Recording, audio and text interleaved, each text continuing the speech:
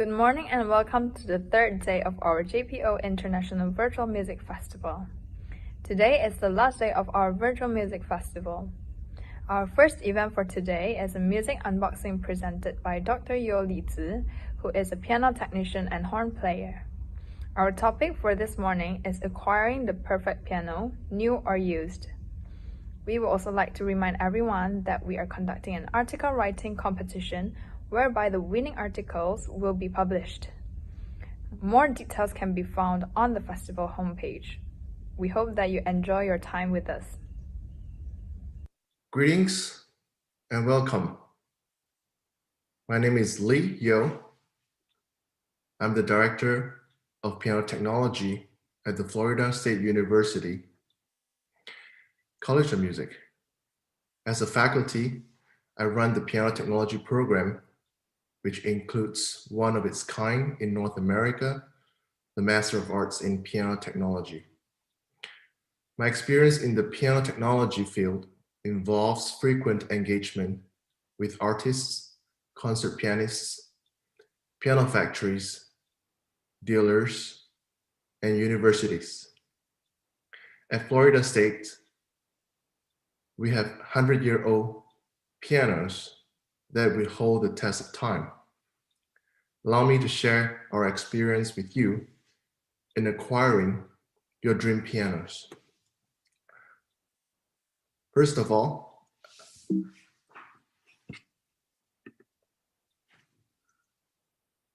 we'll look through the piano size on verticals and grands. So if you like to acquire an upright, you have to figure out the height. And most of the upright pianos in North America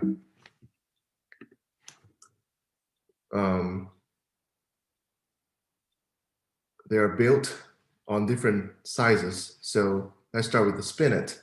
Spinet is normally the lowest or the smallest upright piano, which would be in between the height of 36 inches to 40.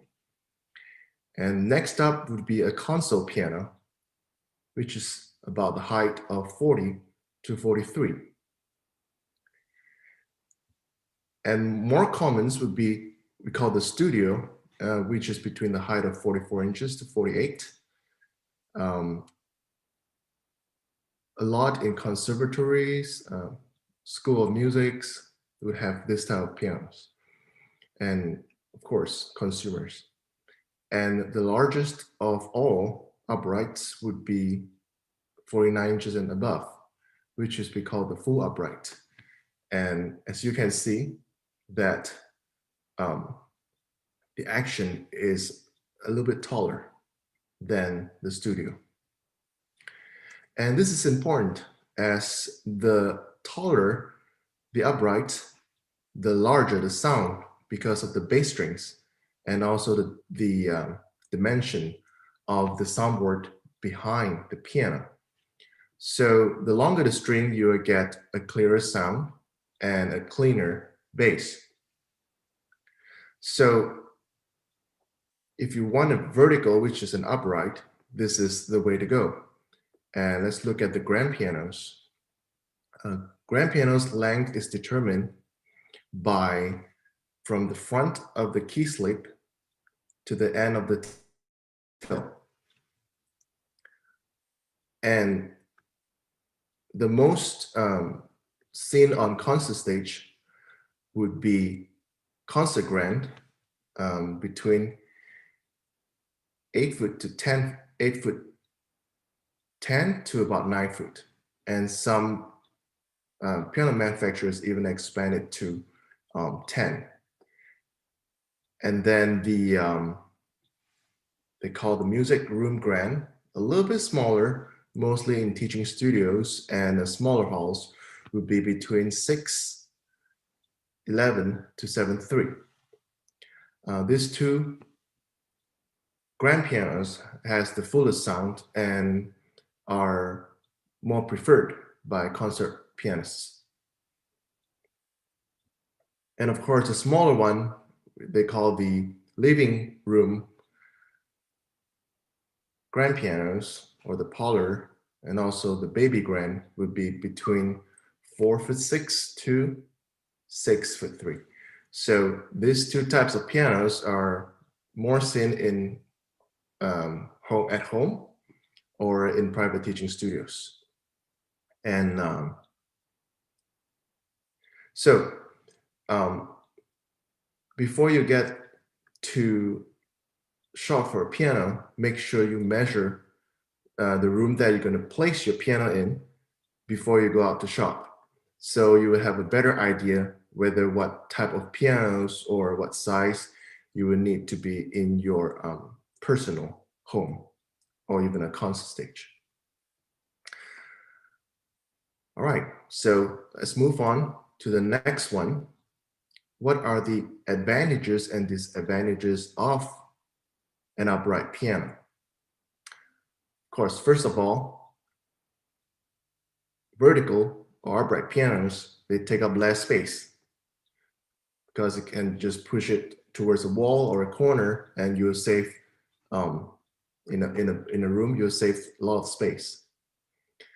The second point would be the lower cost compared to the grand pianos. And since they're not as heavy as the grand piano, it's easier to move. Well, the vertical disadvantages is concentrating on the action. As you can see here is the upright action, right? So the sound tends to bounce back into the player's face because most uprights going to be stored against the wall. So it's going to be really loud and it's a little bit challenging to control the musical expression. As you can see, the second point is the action is not as advanced as in grand. Repetition of notes is slower because most of the repetition are spring assisted. As you can see here on the damper and also on the hammer butt. Okay, so third point would be the keys are shorter than compared to the grand, and it's a little bit harder to control as well. And cabinet works is usually less elegant and less impressive. And let's move on to the grand pianos. So if you get a grand pianos, the sound develops in a more aesthetic, pleasing manner. So when you play, it bounces off the bottom, bounce off the top, or all over the piano. And make the players easier to listen and control the musical expression. And the next one would be the action is a little bit more sophisticated. I have a grand model right here. So you can see it's a grand piano action. So this is the key and this is the action. So the grand action has a repetition lever, which is this one right here. And to aid the speed of reliability of repetition. And is as gravity assisted. That means when you play the key, the hammer, it will fall by itself with the help of gravity, and then you can restrike again. So it does. It's not as artificial compared to the upright piano. So it's repetitions. And as you can see, it has way longer keys than the compared to the upright piano and provides better leverage and greater control. And with grand pianos being a little bit bigger and longer, you get a lot of options, more elegant and aesthetic pleasing cases, design, etc. Well, the disadvantages would be it's big, takes up more space in your house or on the concert stage, and more expensive because more material, and harder to move. It's more heavy. All right, let's go on to the next one. Okay, now we're discussing a different type of pianos on the market. As you can see, all this informations are quoted from the pianobuyer.com, and it's a reliable source. So you can see this is the performance grade pianos by Reputation, and the price range would be in between $18,000 US dollar to about $70,000. Between all these brands, most of the brands that you probably have seen before, European brands such as the Bechstein, Blüthner, Bösendorfer, Fazioli, Steingraber and Sons, Hamburg Steinway, Foster, Gottschalk, Salter. These are according to alphabetical orders. And the United States one would be the New York Steinway, Mason Hamlin, and Charles Walter. These are the only three that's still here in the States. And the rest, all over the world, Estonia, Kawai, Shigeru Kawai from Japan, Petrov, Schimmel, Germany, Yamaha from Japan, etc. And the grand pianos would range between price of $45,000 to $150,000 and above. And the next one would be the consumer grade piano. So you can see the vertical would be about $4,000 from the economy grade to the professional, $20,000. And the grants would be from about $9,500, $10,000 to $55,000. So this would be the brands that you probably would see even more when you go shop for a piano. And again, please be aware that this chart is not, strictly speaking, a rating of piano's quality. Consumer grade pianos are listed here by price range. Performance grade pianos are listed by general reputation. Okay. All right, let's move on. So these are the pianos that I have encountered and I've serviced on, and most of them I'm still working on as well. The first category would be the upright piano. So you can see in the blue tabs, the Charles Walters, and a 43-inch tall called the studio piano can be musical. And it's made in the USA. It's a very highly reputable upright piano. We have also Hailun. It's a very good pricing, a total package balanced tone responsive action. However, we have some in the College of Music that we need minor repairs on sticking keys and has to replace the felts, but it's something that we could work on, perhaps with the humidity changes. And the third one would be the Kawai. We have Kawai, a very reliable piano. A Schimmel, reliable, but the price tag is a little bit higher. And of course, the Yamaha U1 is all-time favorite. And the next would be the grand pianos. So you can see I've serviced on Estonia pianos, which are excellent among high-end pianos. Kawai, 5'11". Very good piano, a very competitive pianos that's under 6 foot long. Mason Hamlin, very good piano. A lot of piano for the price you pay for. Steinway and Sons M, a very, very popular piano as well. Grants that's above 6 and 610. It's a Bösendorfer 200. 200 is a centimeter. It's about 6'7". Very, very distinct sound, very clean sound. A lot of chamber music players really like it. Vocalist, componist, and Zeiler 6'2". We have one at the College of Music, clear treble and good sustain. Yamaha C3X 6'1" is we have a couple at the College of Music. Very easy to service. And the bigger piano would be the Grants over 610, would be the Bösendorfer same food. That service, really beautiful piano, a little bit high-end price. It has a lot of projection, very beautiful Viennese sound.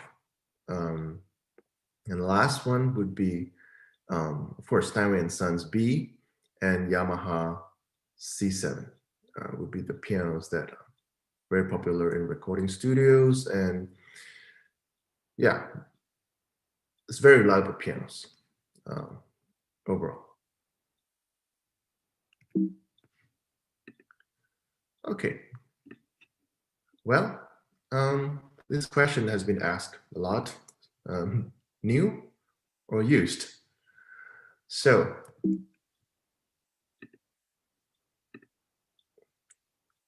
we're going to talk about the advantages and the disadvantages. Most of the time when I talk to my students, I normally like to compare it with buying a car. So just imagine that you just walk into a car dealer to get a new car. And most piano would give 10 years manufacturer's warranty, which is pretty standard for new pianos. And like new car, you get little chance of hidden defects, which means you won't really get too much of a trouble after getting a new piano. If you get a reliable dealers, they would always unbox the piano, check every little thing before they send it out to you, which is a responsible dealer. There to say it comes with lower maintenance costs, with little defects, and it's easier to shop for. If you go into a piano store, most of the dealers would carry a couple different sizes of the same brand, from uprights to a concert grand. You can play through all of them and pick the one that you like the most or you fall in love with, and you can just order. If the model on the floor has been sold, you can still order for another one, as because they keep making new pianos. That wouldn't happen for a used piano. If it's sold, then it's gone, right? Same as a car dealer. And the next point would be usually more local choices. All right, just as I explained, you can go in there and even pick from a catalog to look at different colors. More fun to shop for. Longer life expectancy means the piano will last for another 100 years if it's a reputable, very well built piano. Greater peace of mind after purchasing. Same thing. If you get a new car, it should come with at least a 3-year warranty. Then you don't have to worry about, for the next 3 years or for the next 10 years for piano. All right, the disadvantages would be, of course, the higher upfront cost, because you're getting a new product, right? And significantly depreciation loss if resold within first few years. Most pianos are true, but this is because piano does not appreciate as fast as for example, a house or anything. It would, within a few years, you can still get a newer piano, maybe a couple $1,000s more expensive or a couple $100s more expensive. So basically, we consider that a loss because people normally would opt for a newer piano because of that little difference in price. And the third point of disadvantages would be limited choice of attractive older styles and finishes. So most of the time, if you want to get an older styles or a more rare kind of finishes, you would have to wait in line because most pianos would be built either black or satin or ebony polish. That means shiny piano. So if you want something like an exotic wood finish, you have to wait a little longer. And the older style is harder to make, so it takes a little longer to make. It's limited. It's available, but it's probably limited. And but I know that if you want to get an organ, famous organ builder, you probably have to wait 5 to 10 years. So a couple of years for piano is pretty good, I think. All right, next would be a used piano advantages, right? Lower upfront cost. That means, well, it's used piano. And like a used car, you don't have to pay the depreciation. And greater choice of attractive older styles and finishes. That's partially true. What you can find is what you can get. You can't really get a duplication of something is sold or unavailable on used pianos. And next would be, can be more fun and interesting to shop for. If you like antiques, if you like to know more about the history of pianos and also different type of designs and etc., yeah, it's good for you. And next point will be restorer may detail instrument to an extent that rivals new pianos. So if you find a really good restorer, you can make the piano being restored to a way better condition. So that's what this point means. Piano likely to be already significantly depreciated, resulting in little or no loss if resold. So as same as the first point, you can get it at a very good price. So the disadvantages of piano: no warranty most of the time, used piano. Only probably you can do it through a dealer or a restorer that would be willing to give you a warranty. Most of the time is about 6 months to a year. And the next 3 points would be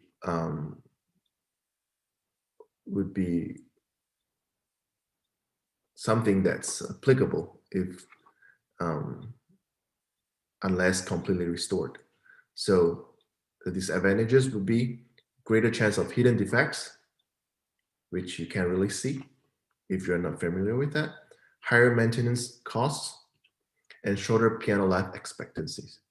So it's more like something that's unpredictable. If you're not a piano, if you're not in piano business or a professional piano technician. And so 2 years ago, we got a donation of this piano on the left. It's a Steinway & Sons piano.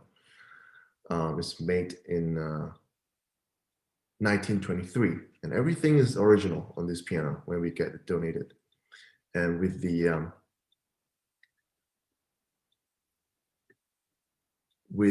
my students that studied the Master of Arts in Piano Technology, we restored the piano last year.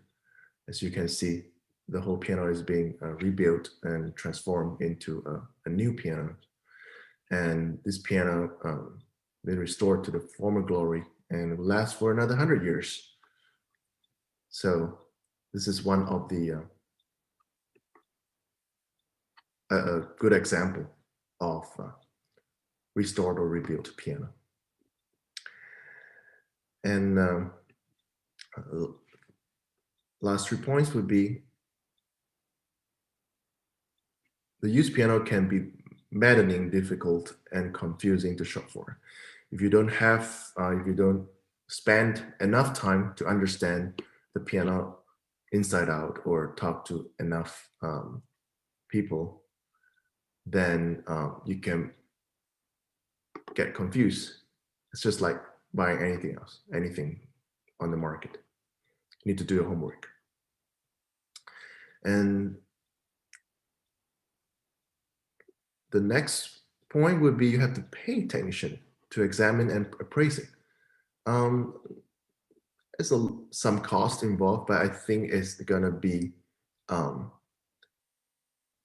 worth it, because if you find a reputable, reliable technician to go and check the piano for you, you pay a couple $100, but at the end you know what you get, and perhaps you can get also a list of what to expect and what to improve on the piano. So I think it's a great, I would say it's not a total disadvantages, but then if you're shopping for a couple pianos, then you're spending a chunk of money. And the last point would be possible need to size up restorer's ability to do a good job. That means you have to pick the right person to do it. You have to do a good homework as well to know who has experience, who has done it before. And that can be difficult sometimes because there are less and less younger generation out there that's interested in doing this, into this trade. But that's why at the Florida State University College of Music, we really cherish this type of trade, and that's why we keep the program running. All right. This chart is showing you that the prices of used pianos in US dollar is like a Kelly Blue Book. If you shop for a car, you key in the serial number, the VIN number, and the car model, etc., and you can get approximately the price of the car that you want to buy or you want to sell. So the first part of this chart refers to the vertical pre-1950,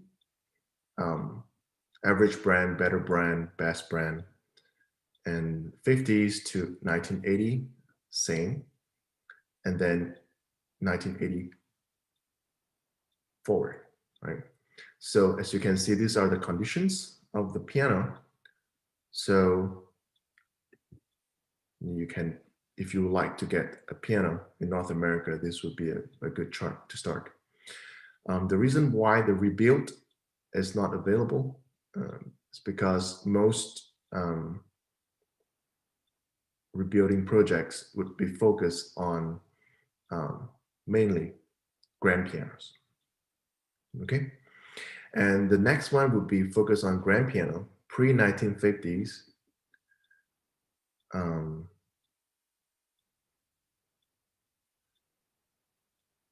On a different condition,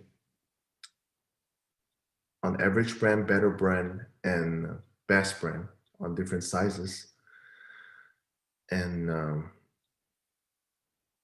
1950s to 1980s, also average better and best brands. If you want to refer back to the chart earlier, that would be something that you want to look into if you are finding the price points on different piano brands that I showed earlier. And interesting enough, you get to choose recondition, which is partially rebuilt, not a full rebuild. and you can find the price of a full rebuild price. So this chart is to tell you that if you get a very, very good piano, about 6 foot to 7 foot, after you've done a full rebuilding, it's still gonna be way, you still get a better piano with a way less price if you compare it if you get a completely new piano. Okay.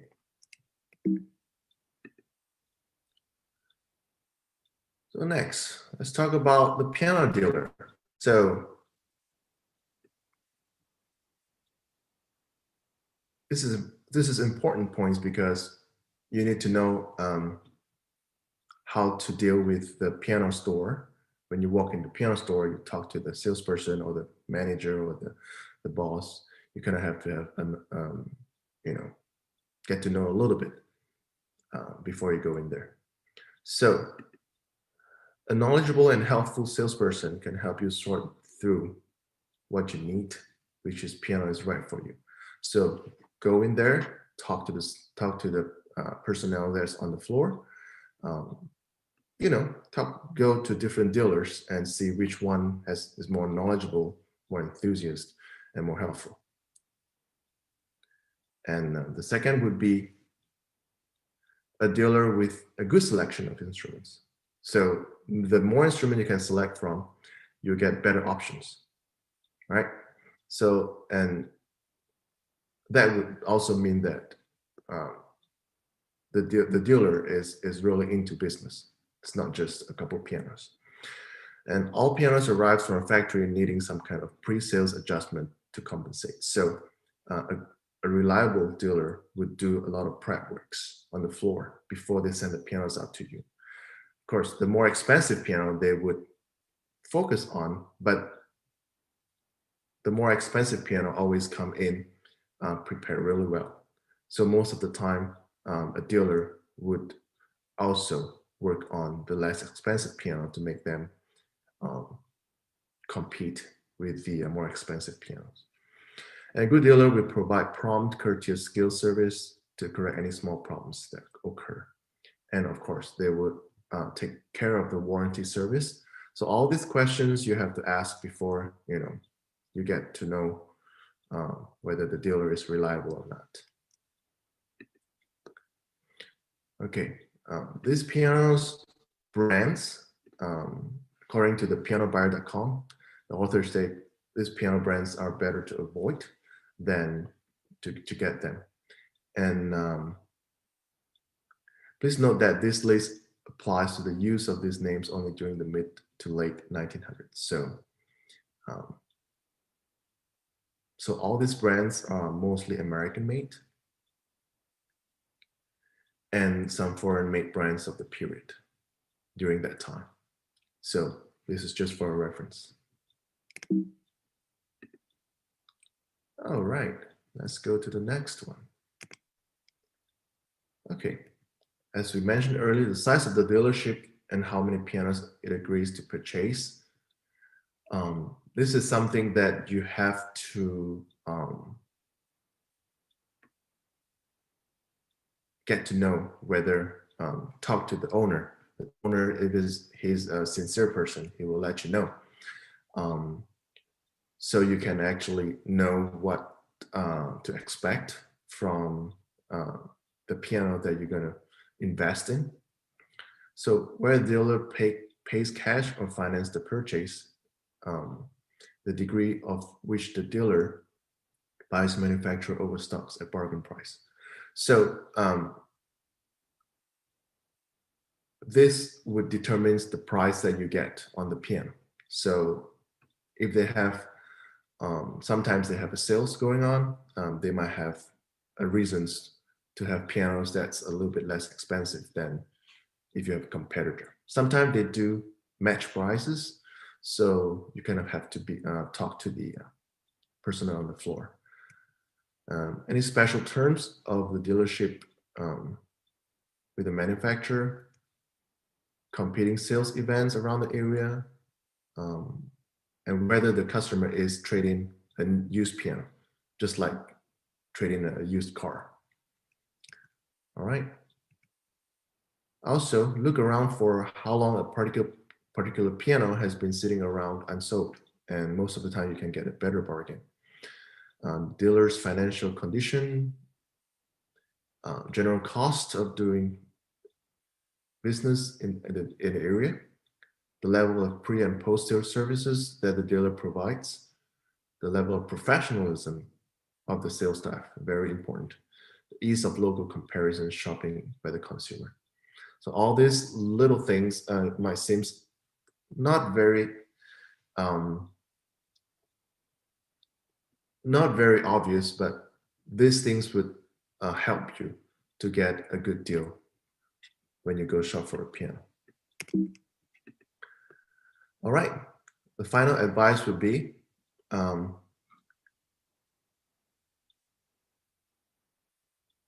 you would be able to read and research on the manufacturer design of the instruments, but most importantly, if you can find a piano technician to go with you, it would be best.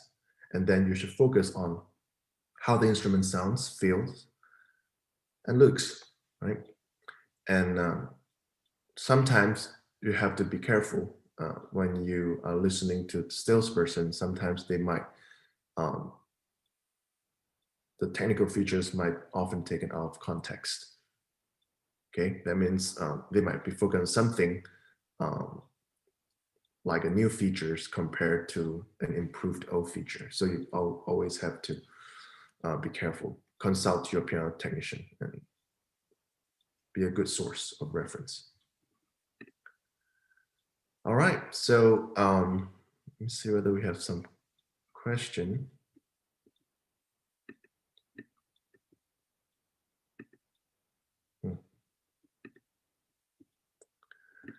Okay, I don't see a question. So let's keep on going with the frequently asked questions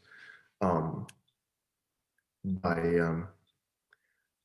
some consumers mostly would like to ask would be, how long does a piano last? So this is a good article. If you play 8 to 16 hours a day in a practice room, the piano might be dead in 10 years or less.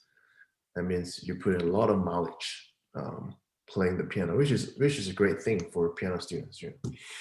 And but if you don't actually do that and the piano is really, really in mint condition, it would last for 40 to 50 years.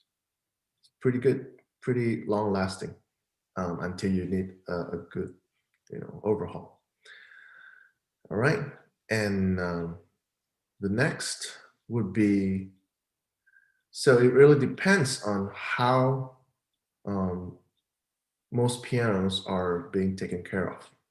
So it does not have a fixed answer. So basically, if you play a piano for 10 years and you feel like you need an upgrade, the piano is not sounding as good as it used to be, or you found a way better piano sound that you fall in love with, then you can upgrade. As long as the piano meets your needs and expectation, you can rebuild it or switch the hammers, get new hammers and new strings, then it would be restored to the former glory. And the other frequently asked question would be buying a restored piano. What is a restored piano? So restored piano could refer to a minimal partial restoration as reconditioning, cleaning up the piano, replacing few worn parts, tuning, adjusting the action as needed. We call this regulation. And so a top-notch grand piano rebuilder could rebuild a piano from 20,000 to 40,000, and that's, you can get a totally new piano to begin with. And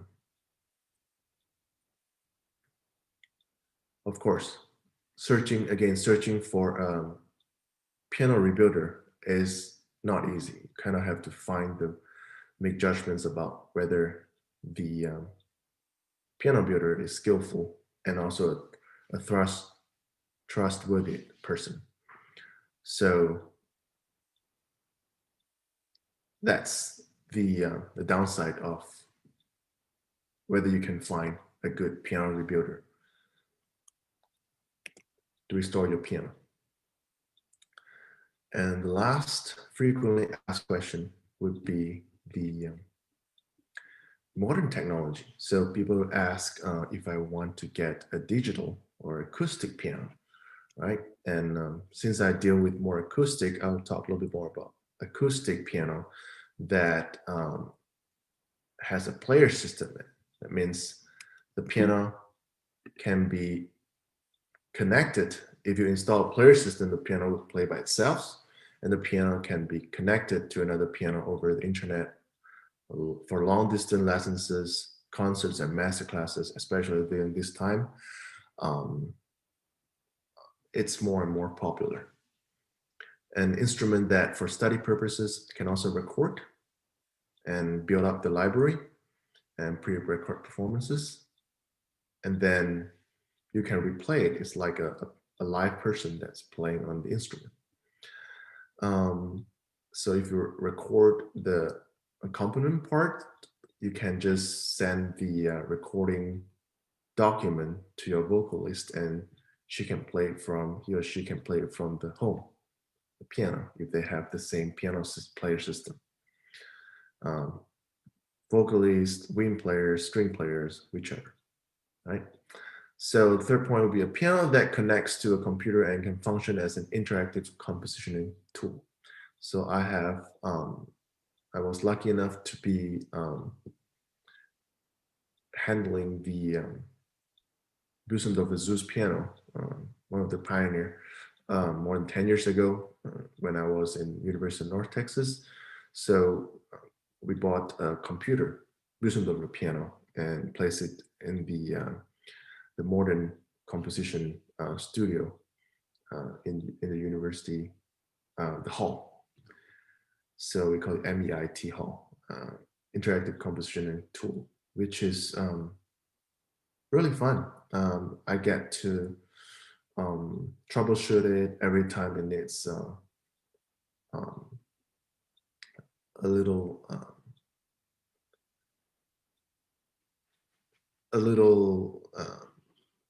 configuration. I always go there and help it out, and it's fun to watch how they compose with that instrument. And the piano also can be used for score following software, and also feature rehearsals with a concerto with electronic orchestra that follows the soloist. So if you would like to get this type of pianos and you're interested in investing in the modern piano technology of the player's piano, should think about it. Do more readings on it before you buy a piano, and then later, if you like to install, it's gonna be a little bit more hassle to install a system on the piano. It's better to buy a piano that comes with a system, then you know what to expect. And factory warranty would be a little bit better to be included, just in case you need any help with troubleshooting, repairs, and etc. All right, I think that's all I would like to share for today. And thank you for your time, and good luck on your piano shopping or piano hunting out there. Let me see whether we have some question. Okay, there is a question about what would be your recommendation for someone who wants to own a grand piano if he or she can't find a piano technician, and this is for someone who lives in a rural area.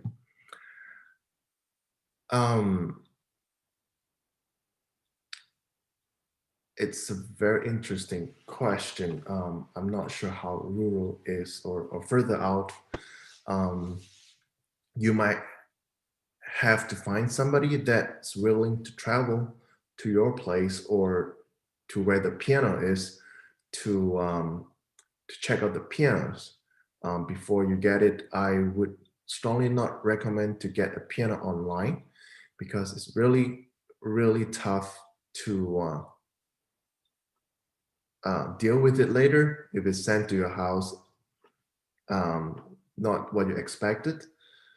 Um, so if you can find somebody that's reliable, that has long history of working on pianos, hire them to go to look at the piano.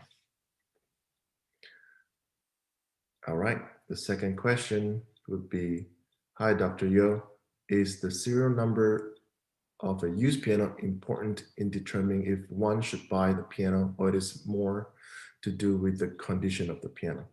I would go with the condition of the piano. As I mentioned, you can totally rebuild a piano if you can find somebody that's reliable and experienced doing it. Serial number just telling you how old the piano is. It doesn't necessarily telling you what the condition of the piano is.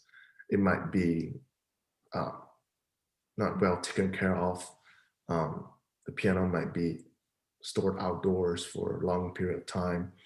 So it's better to get a piano technician to look at it, a qualified one. So, hi, Dr. Yeoh, is it better to buy a big upright than a baby grand piano? Very, very good question.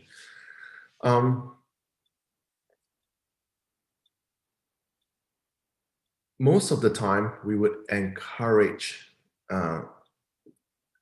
first of all, look at the space you have. If you don't have space to put a grand piano, a large or a very tall upright would be actually better than getting a 5-foot piano that's smaller than 5-foot concert grand piano.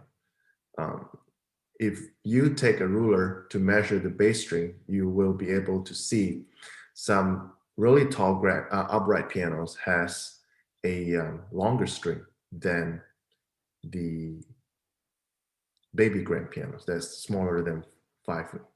Okay, and this is the advantages of the upright, but the disadvantages of the upright would be the action is not going to repeat as fast as the grand piano. So if you want to play something really flashy or fast, you can only do it on the grand piano because it repeats way more efficiently. So you kind of have to choose between these two battles. The sound quality would be very, very close if you have not played, place a concert grand or a bigger grand piano in the room you're going to place them in. Okay, next question. Hope this answer all of your questions. Morning, Dr. Yeoh. What do you think about refurbished piano imported from Japan? In my country, there are few piano sellers specialized selling refurbished piano from overseas. I'm not sure about where you are. In the States, we have pianos that they call the gray market pianos. So that means it's built somewhere with a more humid country. And then when it's imported into, let's say, the Midwest of America, which is really dry, and the wood is not built for the climate. So if it's from a humid climax to a humid climax, then it would be fine. But if it's from a humid to a dry climax, then that means the piano will have hard time get accustomed to the humidity. So you kind of have to read more of or talk to the technicians, of local technicians, of whether they have serviced the pianos that as you mentioned is called the refurbished piano. So if the refurbished piano has been around and still works for, I would say, 5 to 10 years and no big issues, then it will be safe. If you hear a lot of problems during the 5 and 10 years of the pianos that, or the piano technicians serving the pianos, then you probably should avoid them. Okay. All right. Good evening, doctor. For maintenance, how often do you think we should get it tuned and regulated, especially in countries like Malaysia and Singapore? Is it to do with the humidity or how often we play? Yes, good question. It's mostly has to do with humidity. If you have a piano that's always stored in air conditioned control humidity room, then I would suggest check it 2 to 3 times a year. And if your piano is mainly exposed to whatever humidity is around, um, sometimes it's dry, sometimes it's humid. Most of the time, Malaysia and Singapore are humid. Then you probably have to do more than 2 or 3 times. It really depends also on the recommendation of your piano technician. So yeah, how often you play is that might um, that might affect it if you play like 8 to 16 hours a day. Um, but if you play less than 4 hours, it's not going to be too much of a changes. All right, in Texas, US. Good morning, Dr. Yeoh. Do we need a more specialized technician to maintain a second-hand Steinway and Sons in Malaysia or Singapore?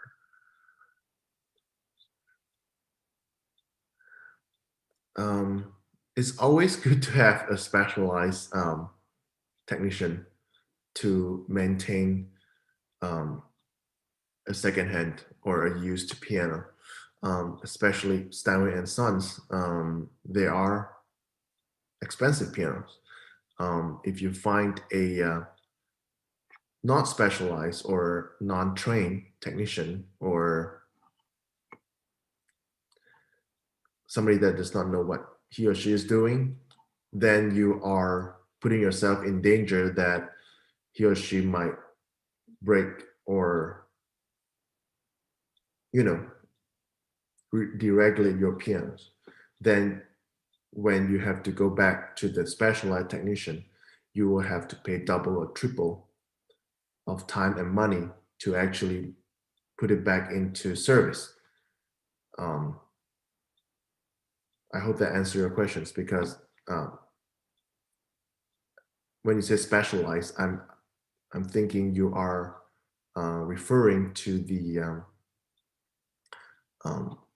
piano technician that works at the Steinway dealers or a certified Steinway technician.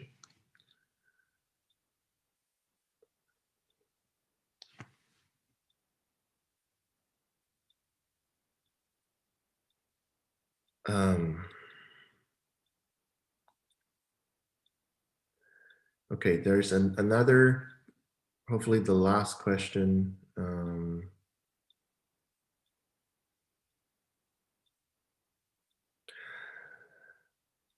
So good morning, could you advise on optimal protection for a piano in seafront dwelling, please?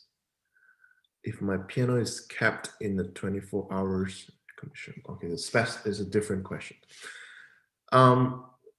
Seafront dwelling place. In Florida, which I'm here, where I am now, we have a lot of seafront dwelling places or buildings. We have a system called the damp chaser system.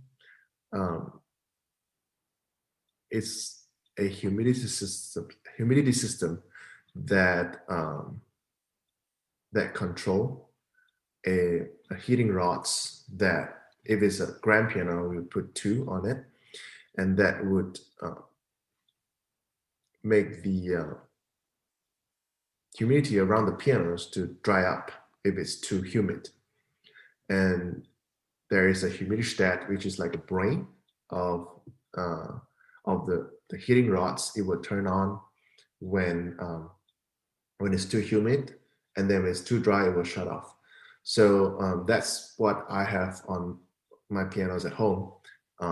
That's something, if you want to look into installing, you have to find somebody that knows how to do it. All right, and last question, one more. Hi, Dr. Yeoh. If my piano is kept in a 24-hour air conditioned room, do I still need the piano heater?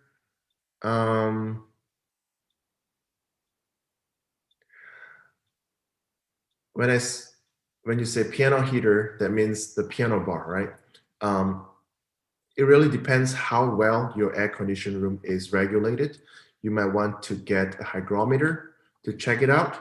If it's really consistent, between 45 and 55% most of the time throughout the year, then you probably don't need a piano heater. Okay. If it's fluctuating, then you will need one. So you have to make record of all this. Okay. You're welcome, Jessica.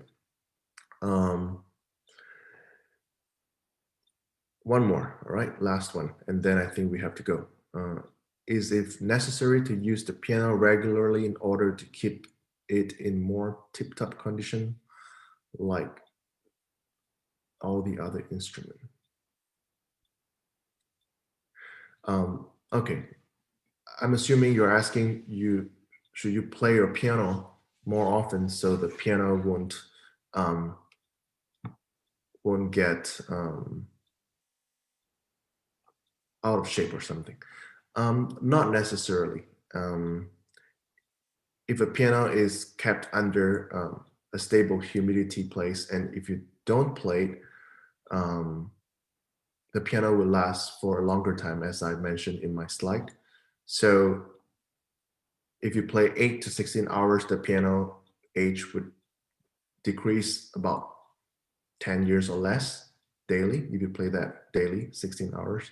And if you don't play it, and the piano would have a longer life for 40 to 50 years. So yeah, but make sure you play it, because it's you bought the instrument. If you love the piano, you have the instrument, play it more often. It's good for your soul. Q&A. All right, one more Q&A. Hi, Dr. Yeoh. Could you please advise whether it's better to buy a new grand piano or a used refurbished grand piano? I think I have already answered that question. So if you go back and look from the top of the video, then or the recorded presentation, you could follow all my thoughts. All right. I think that's all for today. Thank you so much, everybody, to being here, and we'll see you next time. Take good care. Bye-bye.